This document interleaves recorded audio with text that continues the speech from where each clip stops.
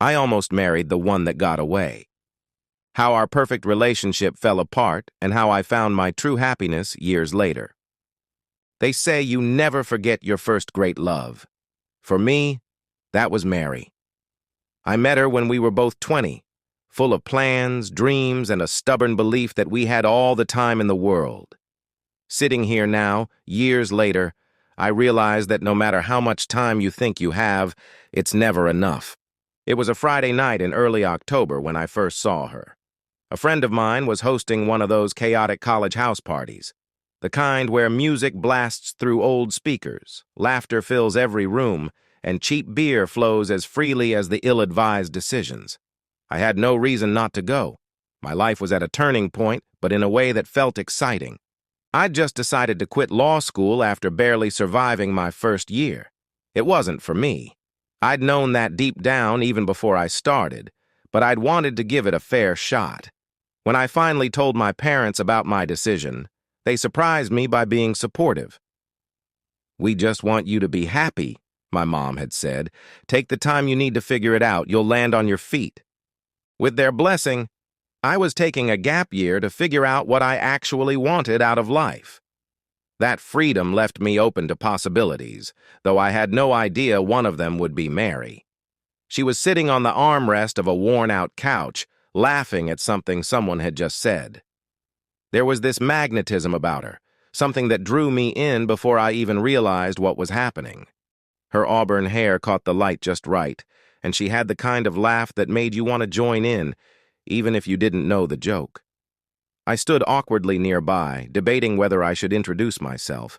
Finally, she noticed me and smiled. "Hi," she said, her voice warm and inviting. "You look like someone who has something to say but doesn't know how to start." Caught off guard, I laughed nervously. "You're not wrong," I admitted.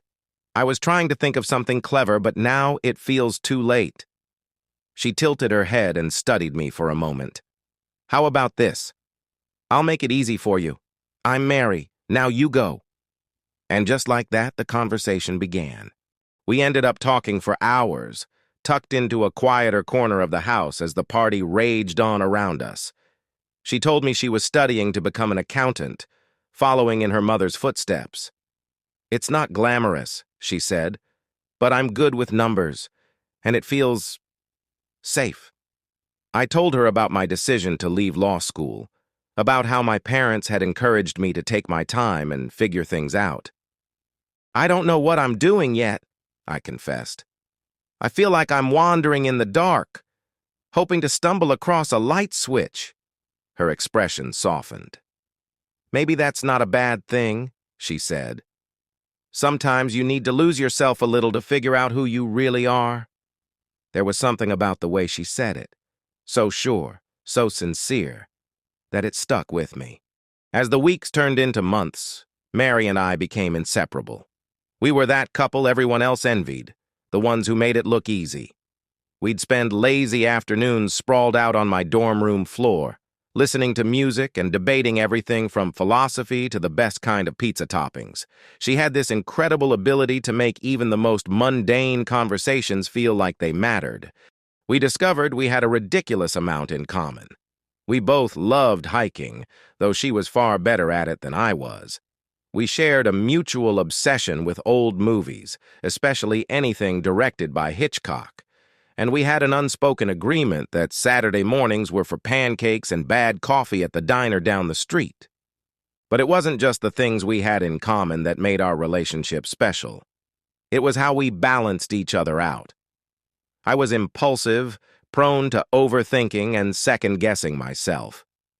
Mary was steady, pragmatic, the kind of person who could calm a storm with just a few words.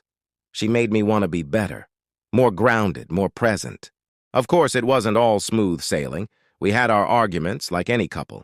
I remember one night in particular when we fought over something trivial, whether to spend spring break camping or visiting her parents. The fight escalated quickly, each of us stubbornly clinging to our own perspective. But even in the heat of the moment, there was this unshakable undercurrent of love. We didn't fight to hurt each other. We fought because we cared too much to let things go unresolved.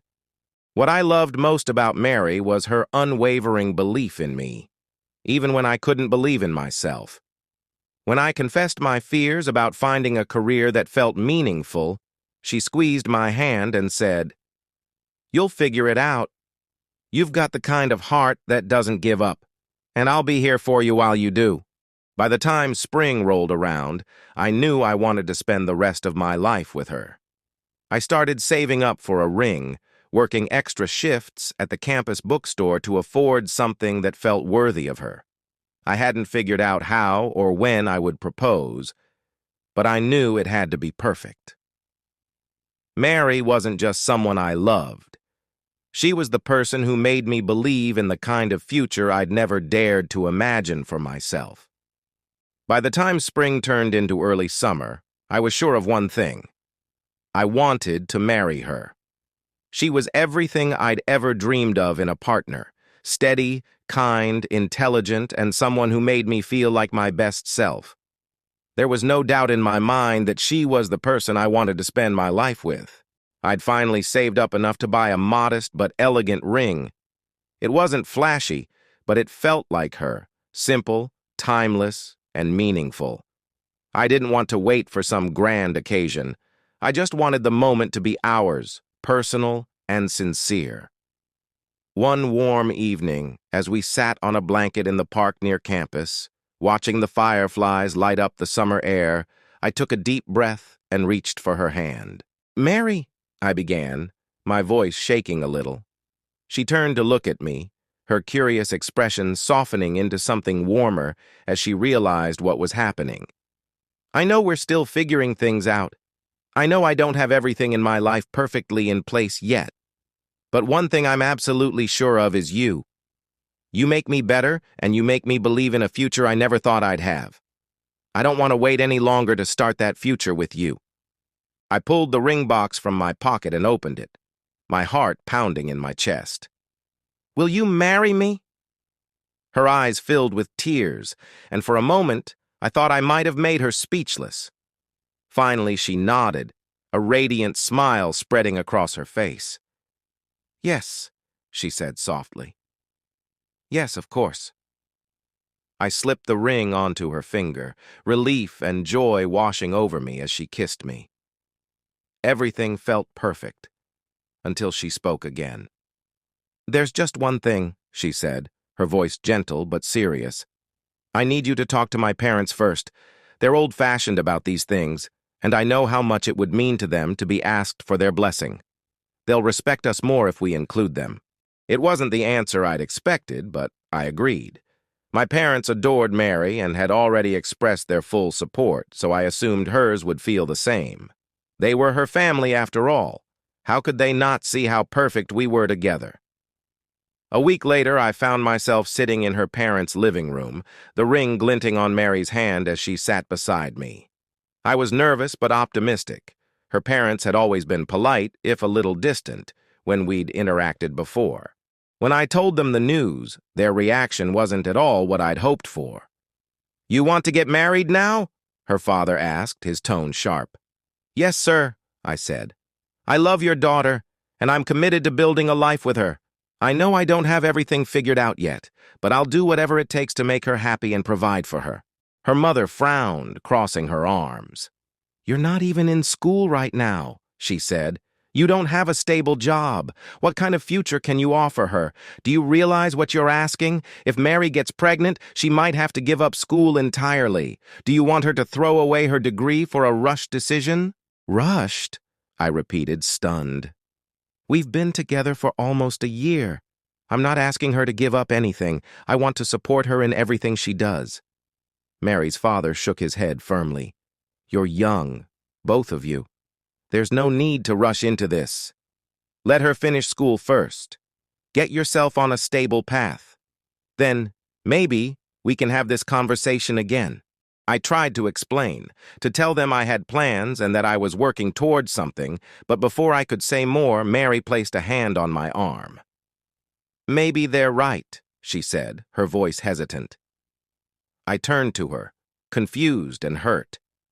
"Mary." She looked down, avoiding my gaze. I think we should wait, she said quietly. Just a little longer, until we're more settled. Her words hit me like a punch to the chest. I had expected resistance from her parents, but not from her. I thought she believed in us as much as I did. The ride home was quiet, Mary's hand resting limply in mine as I drove. She kissed me on the cheek when we reached her dorm and whispered, "We'll figure it out. I love you." But her words felt hollow, like they weren't enough to cover the doubt that had crept into my heart. I spent the rest of the night replaying the conversation with her parents, their disapproval, and the way Mary's confidence in us seemed to falter. I didn't blame her. I knew she was under pressure. But I couldn't shake the sinking feeling that our future, our perfect, shared future, was suddenly uncertain. What would the coming months bring? Would we prove her parents wrong and find our way back to that unshakable bond we'd had? Or had this night planted a seed of doubt that would grow between us? I didn't have the answers. All I could do was hope that love would be enough to see us through. The weeks that followed our disastrous meeting with Mary's parents were strange. We still saw each other, still went through the motions of being together, but something had shifted. There was a weight between us, a lingering tension that neither of us seemed to know how to address. I tried to move past it, to pretend that things were normal, but deep down, I knew they weren't. Mary was quieter, more hesitant. She avoided talking about the future, brushing it off whenever I brought it up. I told myself she just needed time, that eventually she'd come around. But as the days turned into weeks, the doubt in my chest grew harder to ignore. One night during the summer break, when Mary was back home with her parents, I decided I couldn't let things continue like this. I needed to know where we stood, once and for all. It was just past midnight when I called her. The phone rang a few times before she picked up, her voice groggy. "Hey, is everything okay?" "I'm outside," I said, my heart pounding. "In front of your building. Can you come down? I need to talk to you." "What? Now?" she whispered, alarmed.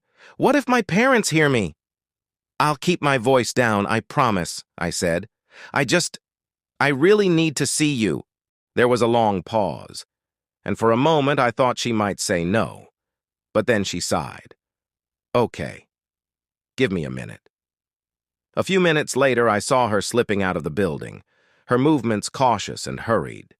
She wore a loose sweatshirt and shorts, her hair tied back in a messy bun. Even then, she looked beautiful. "What's this about?" she asked quietly, wrapping her arms around herself as she approached me.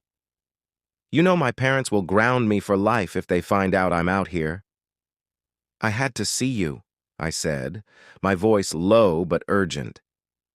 "I can't keep pretending everything's fine when it's not." Her expression shifted, the weariness in her eyes deepening. "I know," she said softly. "I love you, Mary," I said, stepping closer to her. "I want to marry you.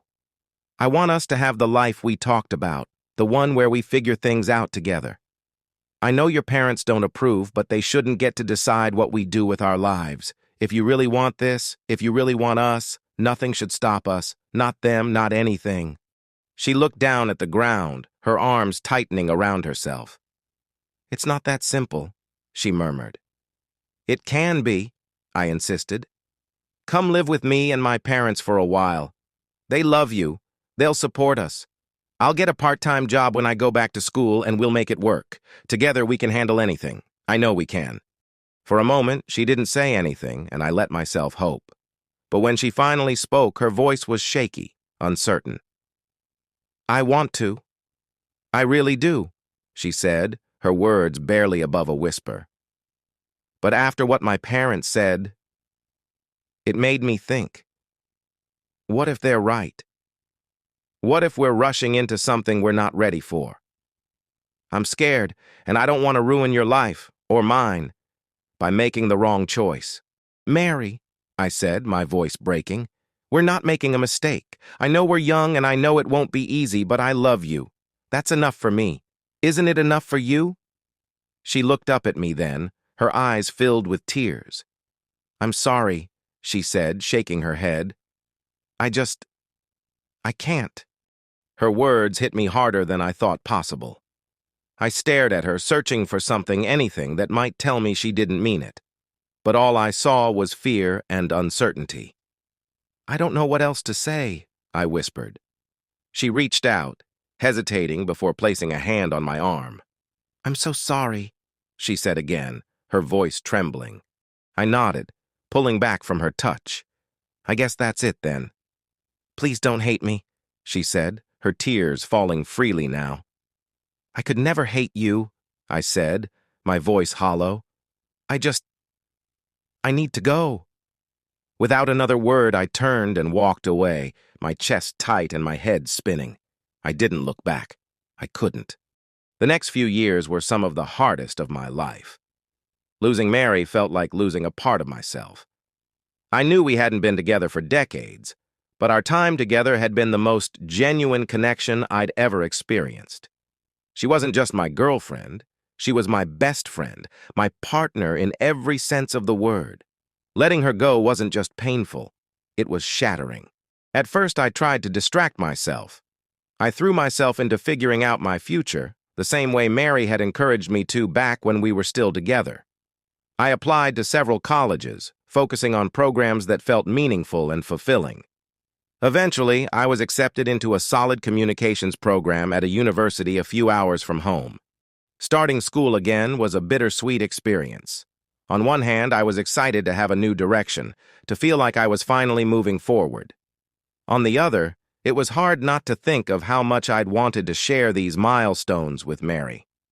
I wondered what she was doing, if she'd finished her degree, if she was happy. But I never reached out. Part of me felt like it wouldn't matter. What we'd had was over. The first couple of years at university were a blur of late-night study sessions, part-time jobs, and moments of loneliness I couldn't quite shake. I made friends, sure, but none of them filled the void Mary had left behind. She'd set the bar so high for what I thought love could be, and I couldn't imagine feeling that way about anyone else. By my third year, I'd started to find my footing. I joined a few student groups, worked my way into leadership roles, and even took on an internship that gave me a clearer sense of where I wanted my career to go. For the first time in a long time, I felt like I was building a future I could be proud of. And then, during my final year, I met Anna. It was a crisp autumn afternoon, the kind of day where the leaves crunched underfoot and the air smelled of wood smoke. I was sitting in the library poring over notes for a group project when someone accidentally knocked a cup of coffee onto my table. "Oh my God, I'm so sorry," a voice said, panicked and breathless. I looked up to see a woman with striking hazel eyes and an apologetic smile holding an empty coffee cup. "It's okay," I said, trying to rescue my drenched notes. "No, it's not," she insisted, grabbing napkins from a nearby dispenser and frantically dabbing at the mess. "I'll buy you another notebook, or coffee, or both. Please let me make it up to you." Her earnestness caught me off guard, and despite myself, I laughed. "You don't have to do that," I said. "But maybe a coffee wouldn't hurt." She smiled then, wide and warm, and something about it made me feel lighter than I had in years. "Deal," she said. "I'm Anna, by the way." "Nice to meet you, Anna," I said, shaking her hand. And for the first time in what felt like forever, I realized I wasn't just going through the motions anymore. There was something about her, a spark, an ease, that made me think maybe, just maybe, I could feel that kind of connection again. Over the course of that year, Anna became a constant presence in my life. Not in a loud or overwhelming way, but in the kind of way that sneaks up on you, like sunlight filtering through a window you hadn't noticed was open. We started spending more time together after the coffee incident, mostly under the guise of coincidence. She'd show up at the same coffee shop I frequented to study, even though she didn't like their cappuccinos. I'd run into her at the library more often than chance could explain. It wasn't long before we started claiming a corner table together, our study sessions turning into long conversations about everything from our favorite books to what we'd do if we had a year to travel anywhere in the world. It wasn't romantic, not at first. I wasn't ready for that, and maybe she sensed it. She never pushed, never crossed a line that would have scared me off. But there was something about her sharp wit, her quiet confidence, the way she seemed to really see me, that made me feel like she could have been the one to break down the walls I'd built around myself. Anna was different from Mary, though I couldn't quite put my finger on how. Where Mary had been careful and deliberate, Anna was bold and unapologetic. She had dreams that stretched far beyond the small-town confines of our university, and she didn't hesitate to talk about them. We weren't dating, but the people around us didn't believe it. My friends teased me about the way I lit up when she entered a room. Hers would drop not-so-subtle hints about how we'd make a cute couple. I'd brush them off, laugh it away, but deep down, I knew they were right. By the time the end of the year approached, the pull I felt toward Anna was undeniable. I couldn't stop thinking about her. The way her eyes crinkled when she laughed, the way she always knew exactly what to say when I was overthinking everything. Still, I hesitated. The fear of getting close to someone, of opening myself up just to lose them again, held me back. But Anna wasn't someone you could ignore forever. One evening, as we were walking back from a late-night coffee run, I stopped her in front of her dorm. My heart was racing, and my palms were sweaty, but I knew I had to take the chance. "Anna," I said, shoving my hands into my jacket pockets. "Do you want to go out with me, like on a real date?" Her face broke into the widest grin I'd ever seen. "Finally!" she exclaimed, punching me lightly on the arm. I blinked, caught off guard. "Wait, what?" "I've been waiting for you to ask me out for months," she said, laughing. "I was starting to think you'd never do it." Our first date was everything I'd hoped it would be. We went to a small Italian restaurant off campus, where we talked and laughed until the staff started putting chairs on the tables around us. When I walked her back to her dorm that night, I kissed her for the first time, and for the first time in years, I felt something close to peace. After graduation, I started job hunting while Anna celebrated landing her dream position. She'd always wanted to live in a bigger city, and when she told me she'd been offered a role in one of the best firms in her field, I was genuinely happy for her. But that happiness was tinged with dread.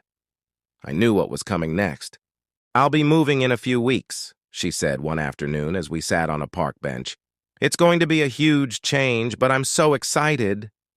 Her excitement was genuine, but all I could feel was the ache of impending loss. Just when I'd finally let myself believe in something again, it was slipping away. "I'm happy for you," I said, trying to keep my voice steady. She turned to face me, her eyes softening. "I'm not leaving without you, you know." I froze. "What do you mean?" "I mean," she said, reaching for my hand, "come with me. Move to the city. We'll figure it out together." "Anna, we've only been dating for a few months," I said, my voice full of doubt. "I know," she said firmly, "but I also know what I want, and what I want is you.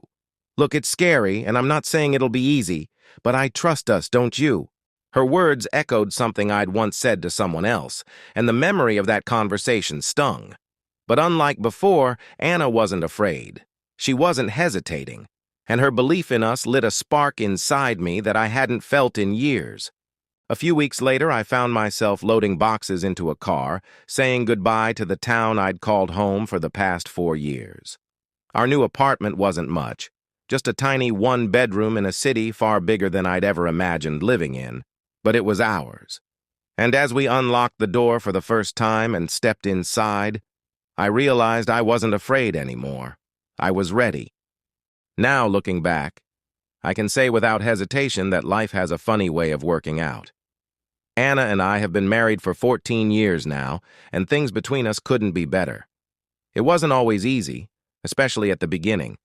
Moving to a new city, trying to figure out who I was and what I wanted while searching for a job was one of the hardest periods of my life. But Anna was my rock through it all. She supported me in ways I didn't even realize I needed. When I felt like giving up, she reminded me of what I was capable of. When rejection letters piled up, she was the one who stayed up late with me, helping me refine my resume and prepare for interviews. And when I finally landed my first position, a job that wasn't glamorous but gave me a foot in the door, she celebrated like I'd just won an Oscar.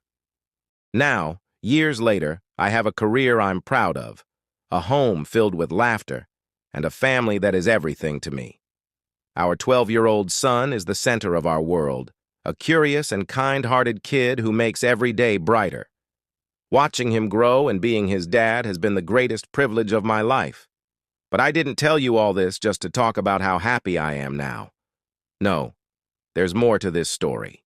You see, about a month ago, I went back to my hometown to visit my parents. It was a quiet trip, just a weekend of catching up and relaxing. On the second day, I decided to take a walk through the old neighborhood. That's when I saw her, Mary. She was coming out of a small grocery store, carrying a bag in one hand and balancing a toddler on her hip. Her face was older, but there was no mistaking it. It was her. For a moment I froze, unsure if I should approach her. But when she saw me, her eyes widened, and she smiled tentatively. We stood there for a moment, awkwardly catching up. She asked about my family, and I told her about Anna and our son. She smiled politely, but there was a sadness in her eyes I couldn't ignore. Eventually, she told me about her life. Mary had stayed in our hometown after finishing her degree. For years, she'd had little luck in love, dating men who never quite fit the image her parents wanted. Finally, at their insistence, she married someone they had introduced to her, a man with a good education, a stable job, and, on paper, all the right qualities. But life with him had been far from what her parents had promised. He struggled with gambling and alcohol, problems that quickly drained their finances and left Mary trying to pick up the pieces. She had stayed in the marriage for years, hoping things would improve, but they hadn't. Now, she was divorced and raising their young daughter on her own. "I made the wrong choice," she said quietly, looking down at the ground. "And I've regretted it every single day since. I should have listened to my heart instead of letting everyone else decide for me. I should have chosen you." Her words hung in the air, heavy with the weight of what could have been. For a moment, I didn't know what to say. Part of me wanted to comfort her, to tell her it was okay. But I knew it wasn't. "I'm sorry, Mary," I said finally, my voice soft. "I really am." She nodded, her eyes misty. "You have a beautiful family," she said, forcing a smile. "You're happy, and that's all I ever wanted for you." I nodded, unsure of how to respond. "Take care of yourself, Mary," I said before walking away.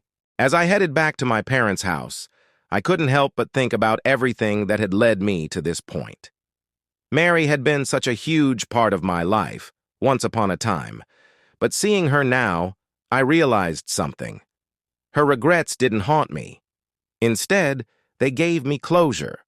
The closure I hadn't even realized I still needed. I couldn't change her choices or undo the pain we both had felt all those years ago, but I didn't need to.